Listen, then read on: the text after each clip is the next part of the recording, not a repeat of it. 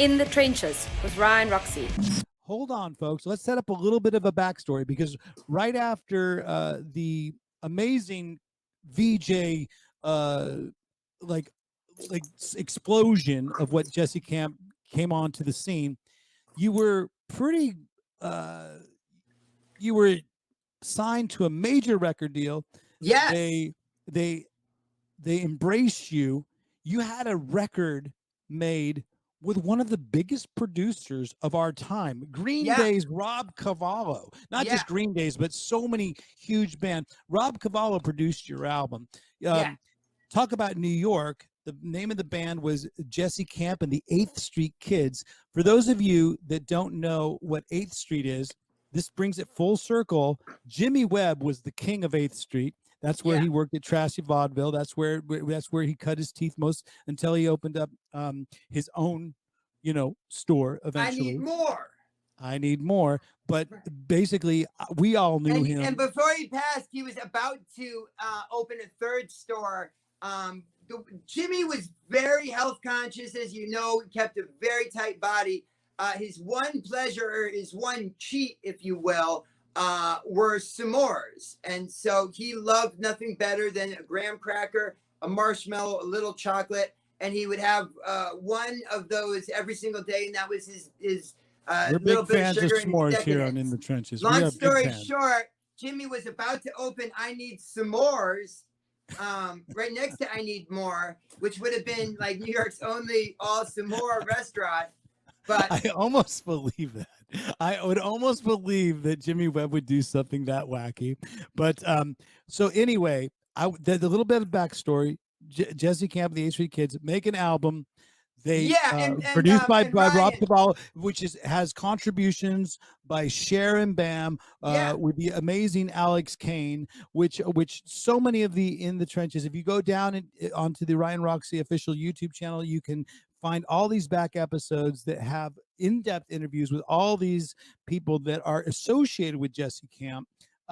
So you end up going on tour with us, Alice Cooper. Ryan, if you want, I can really, cliff note it, but it's a very interesting story of how the album got made with all, and how I ended up working with, everyone from Alex Kane and Joe Dog and Bam Cliff note and Cher to a guy named Rick Browdy, to Rob Cavallo. But Rick Browdy from the Poison first Poison album. Rick Browdy with the cat tracked in. He's no, I like Rick. He's a tough character. But long story short, basically, the day that I won the MTV contest, I got a manager named Charlie Stetler. At the time, Charlie Stetler was managing Dr. Dre and Ed Lover, who hosted Yo MTV Raps and were MTV personalities, and it also had their own movie that Jonathan Demme directed called Who's the Man? But basically, this guy, Charlie Stetler, who was my manager, he actually got his break by managing Run DMC and basically producing the movies Crush Groove. Then he got the Fat Boys and blew that into something. And then he managed Michael Monroe during the Jail and Rock and Roll. Not Faking It era when he did the album on Mercury. And so basically, that's like how you and Michael have a connection. I got it now. Okay. Yes. So, And so Cliff noted even more. Let's speed it up. What happened? Basically, somehow Charlie Stetler, my manager, was old friends with, I believe, Holly, who was Rick Browdy's wife. But about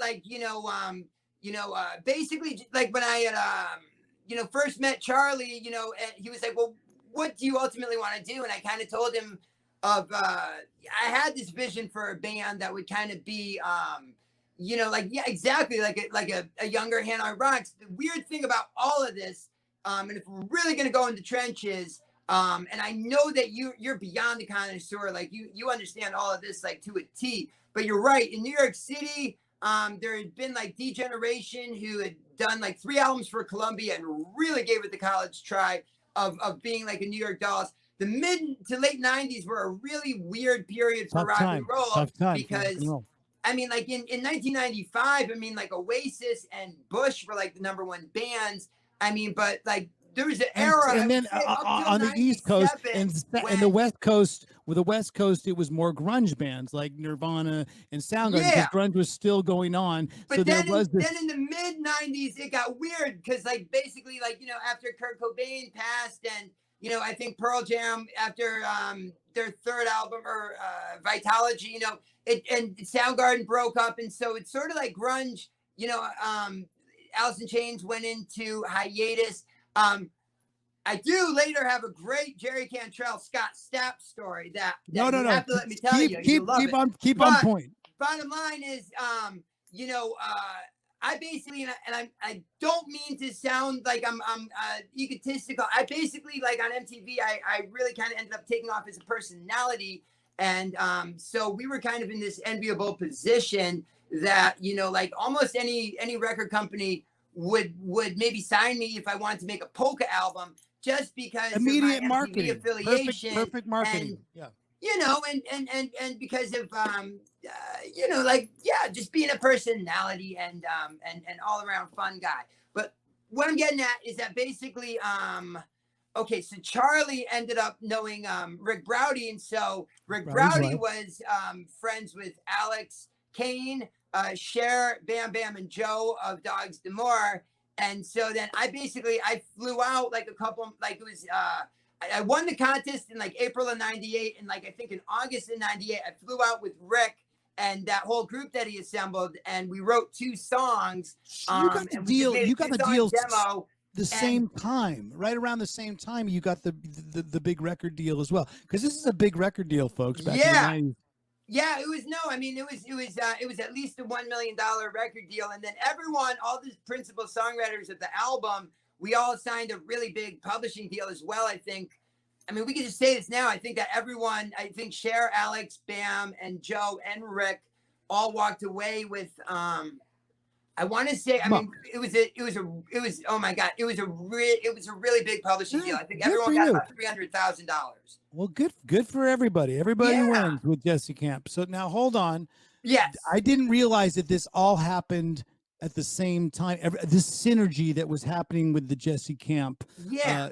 In camp, and while I was on MTV, and again, this is really an amazing period, because in the fall of '98, which ended up being the same time that I got the record deal and we started writing and making the record. Also at that same time, TRL had the Total Request Live had just premiered. There you go. And, you know, and I was on TRL for, you know, like the first year and a half of that show. And that's honestly the stories from there. I mean, like, that's a, if, you know, if ever, yeah, I mean, there you go. That's a picture from, I believe, the final TRL episode. But TRL is a whole story in and of itself. Let me ask you this.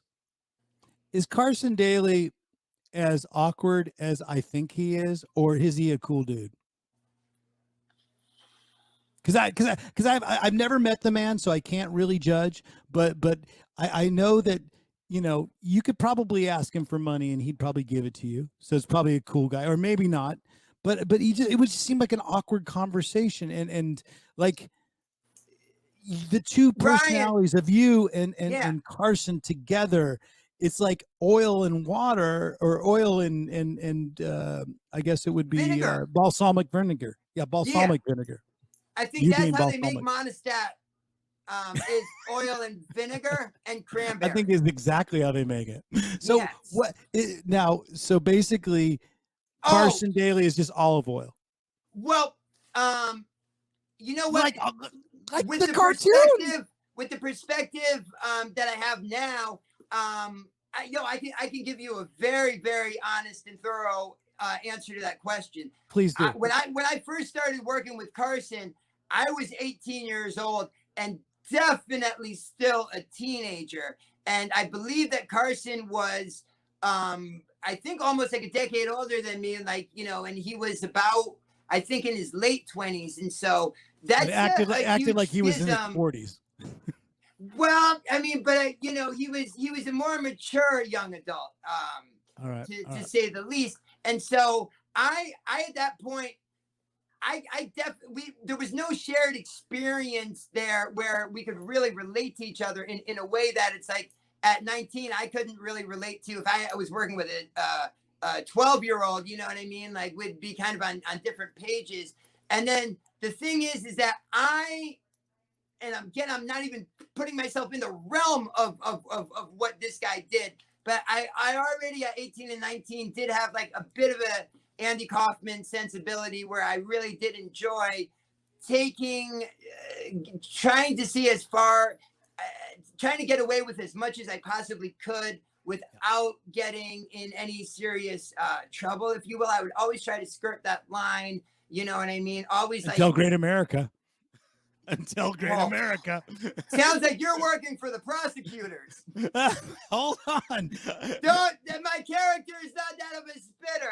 Because spitting on someone willfully is a totally different type of I want to close the book on Carson because I opened up the damn can of worms. What I want to say is that I really did get good vibes from Carson, and that I think in Carson's own way, I think both of us made attempts to be kind to each other, and that there was a respect there, but it's the level of, like, okay, I'm playing kind of, and I don't want to say, I'm more filling the role of, of the bratty. I'm the Danny Bonaducci in this, and he's the David Cassidy, even though I looked more like David Cassidy and he physically looked more like Danny Bonaducci, if you will. I would like to think I'm the David Cassidy, but he's also handsome in his own way too. What I'm getting at is that that basically I was the youngest, Carson was the middle, and then Kurt Loder was like the dad of the whole